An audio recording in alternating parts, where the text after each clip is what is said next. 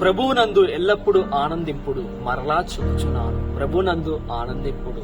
ప్రియ సహోదరి సహోదరులారా, కథోలిక విశ్వాసం ఈనాడు మనందరినీ కూడా 3వ ఆగమన ఆదివారంలోకి ఆహ్వానిస్తుంది. ఈనాటి పట్టణాలను చూసినట్లయితే మొదటి పట్టణము జెఫన్యా 3వ అధ్యాయము 14వ వచనం నుంచి 18 వరకు, రెండో పట్టణం ఫిలిప్పీలకు రాసిన లేఖ 4వ అధ్యాయము 4 నుంచి 7 వరకు, సువిశేషము లూకా శుభవార్త 3వ అధ్యాయము 10 నుండి 18 వరకు.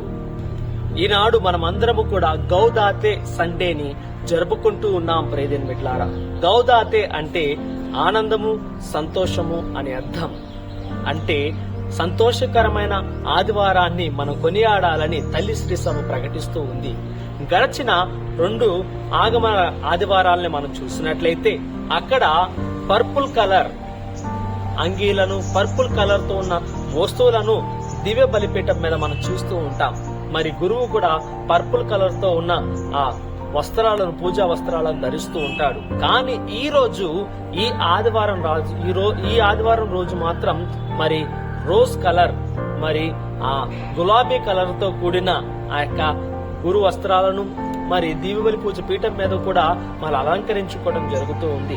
మరి దీవబలి పూజ పీఠం పైన కూడా పుష్పగుత్యాలను, అదే విధముగా మంచిగా సంగీతంతో కూడుకున్న మరి దివ్యబలి పూజ పాటలు పాడటం కూడా మరి ఆనవాయితీగా జరుగుతూ ఉంది. ప్రియమైన బిడ్డలారా, మరి ఈ యొక్క ఆనందానికి కారణం ఏమిటి అంటే క్రీస్తు మనలో జీవిస్తూ ఉన్నాడు. సహజంగా ఆనందం అంటే ఏమిటి? శ్రమలు ఉన్నా కానీ క్రీస్తును మనం కలిగి జీవిస్తున్నట్లయితే మనం ఆనందంగా జీవిస్తున్నట్లుగా మరి గుర్తు. ప్రియమైన బిడ్డలారా, ఈనాటి పట్టణాలు కూడా అదే మనకి నేర్పిస్తూ ఉన్నాయి. సియోను, నీవు భయపడకుము, ఆనందించుము, ప్రభు నీతో ఉన్నాడు. ఇమ్మానుయేలు, దేవుడు రాబోతూ ఉన్నాడు, ఆయన నీతో ఉన్నానని పలుకుతూ ఉన్నాడు. ప్రియమైన బిడ్డలారా, ఈనాటి వాక్య పట్టణాలకు అనుగుణంగా మీ అందరికీ కూడా ఒక చిన్న కథను చెప్పాలని ఆశపడుతూ ఉన్నాను. అది ఏమిటి అంటే ప్రియమైన బిడ్డలారా, మరి ఒక ఊరిలో ఒక తాత ఉన్నాడు. మరి చిన్న వయసు నుంచి కూడా ఆయన ఏనాడు కూడా ఇతరులను చూసి నవ్వింది లేదు, కనీసం ఒక చిరునవ్వును కూడా ఇచ్చింది లేదు. మరి చిన్న వయసు నుంచి ఆడేటప్పుడు వాళ్ళమ్మ ఏదైనా సరే మరి తినుబండారాలను ఇచ్చినప్పుడు కూడా సహజంగా పిల్లలు ఏదైనా తినుబండారాలు చేతికిస్తే నవ్వుతూ తీసుకుంటారు, మరి మంచిగా తింటూ ఉంటారు. ప్రియమైన బిడ్డలారా, కానీ ఈ యొక్క బాలుడు మాత్రం ఏ సంతోషకరమైన సమయంలో అయినా సరే దుఃఖంగా ముఖాన్ని పెడుతూ ఉంటాడు. మరి ఎప్పుడు చూసినా తన ముఖం విలాపంతో కూడుకుని ఉంది. ప్రియమైన బిడ్డలారా, మరి 80 సంవత్సరాలు దాటిన తర్వాత ఆ తాత నవ్వటం మొదలు పెట్టాడు. మరి ఇది గమనించిన ఊరు ప్రజలందరూ కూడా ఆ తాత యొద్దకు వచ్చి మరి అడుగుతూ ఉన్నారు, తాత నువ్వు ఎప్పుడు కూడా మరి ఆనందంగా లేవే, నీ చిన్న వయసు నుంచి కూడా నువ్వు ఏడుస్తూనే కనబడుతూ ఉన్నావే, కానీ ఇప్పుడు ఎందుకు నీ ముఖం ఇంత ఆనందంగా కనబడుతుందని అడిగినప్పుడు అప్పుడు ఆ తాత సాక్ష్యం ఇస్తూ ఉన్నాడు, నేను నాలో క్రీస్తును జన్మింప చేసుకొని నేను మరి నవ్వటం మొదలు పెట్టాను. నాకు అనేకమైన సమస్యలున్నాయి. ఈ యొక్క వయసులో కీలు నొప్పులున్నాయి, కాళ్ళు నొప్పులున్నాయి.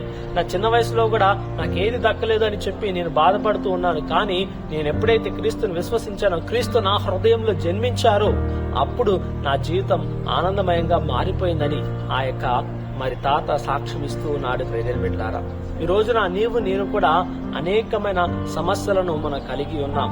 కుటుంబ సమస్యలని, వ్యక్తిగత సమస్యలని, ఆర్థిక సమస్యలని, ఆరోగ్య సమస్యలని అనేకమైన కలిగి ఉండవచ్చు. కానీ దేవుణ్ణి ఎప్పుడైతే క్రీస్తును మనలో జన్మింప చేసుకుంటామో అప్పుడు మన జీవితంలో ఆనందం ఉంటుంది.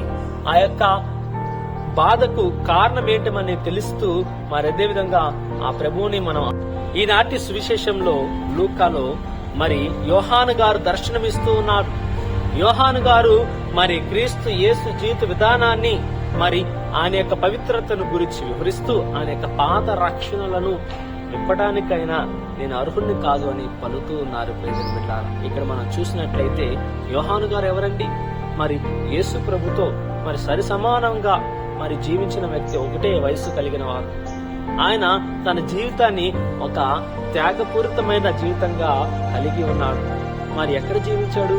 మరి అడవుల్లోనూ, కొండల్లోనూ, లోయల్లోనూ, మరి పుట్టలను, చెట్లను తన యొక్క నివాస సాధనములుగా చేసుకొని జీవించిన వాడు. ప్రియమైన బిడ్డలారా, ఆయన జీవితాన్ని మనం గ్రహించే ముందు ఆయన మాటలను మనం అర్థం చేసుకోవడానికి ప్రయత్నం చేద్దాం. ఇక్కడ మనం చూసినట్లయితే ప్రియమైన బిడ్డలారా, ఆయన మాటల్లో మనం ఒక 2 విషయాలు గ్రహించవచ్చు. అదేమిటి అంటే, ఇక్కడ ధనికులు, పేదవారు, అధికులు, మరి తక్కువ స్థాయి కలిగిన వారిని మరి వారి గురించి మాట్లాడుతూ ఉన్నారు. సాధారణమైన ప్రజలు మరి యోహాను దగ్గరకు వచ్చి అడుగుతున్నారు, మేము ఏమి చేయవలను పరలోక రాజ్యమునకు ప్రవేశించాలంటే? మీరు దేన్ని కూడా మరి ఎక్కువగా ఆలోచించి విచారవదంలో పడమాకండి. అది జరగాల్సిన సమయంలో జరుగుతుంది ఖచ్చితంగా. దేవుడు దాన్ని జరుగులాగున అనుగ్రహిస్తాడు. కాబట్టి మీరు చేయవలసింది ఒకటే, ప్రభు పైన భారం ఉంచి మీకు కలిగి ఉన్న దాంట్లో ఆనందించండి అని యోహాను గారు బోధిస్తూ ఉన్నారు.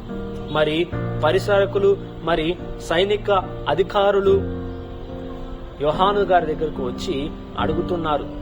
పరిచయులు ఇలా విధముగా అడుగుతున్నారు, మరి మేమేమి చేయాలని అన్నప్పుడు, మీరు మీ కింద స్థాయి వారిని దౌర్జన్యంగా కొల్లగొట్టి వారిని అన్యాయపాలు చేసి వారిపైన అధిక పన్నును వెచ్చించి వారి యందు మీరు లాక్కునక, మీరు ఆ సాధారణమైన ప్రజలను కనికరంతో చూడండి, వారికి ఇచ్చి చూడండి, వారి యందు కనికరం కలిగి ఉండండి. ఆ కనికరం ద్వారా ప్రేమ పుడుతుంది. ప్రేమ దేవుణ్ణి ధరించలాగున చేస్తుంది.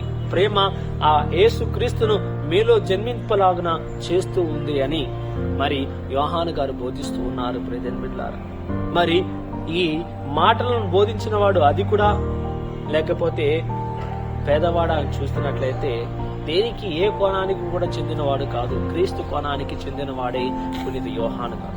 తన జీవితంలో క్రీస్తును జన్మింప చేసుకున్నాడు, క్రీస్తును ధరించుకున్నాడు. కాబట్టి ఆయన మరి ఎంతో మందికి బోధించడానికి, మరి బాప్తిస్మము ఇవ్వడానికి దేవుడు ఆయనని మరి దీవించుకున్నాడు. మరి అటువంటి దీవెన కలిగిన తర్వాత మరి యోహాను గారు ఏమని పలుకుతున్నారు?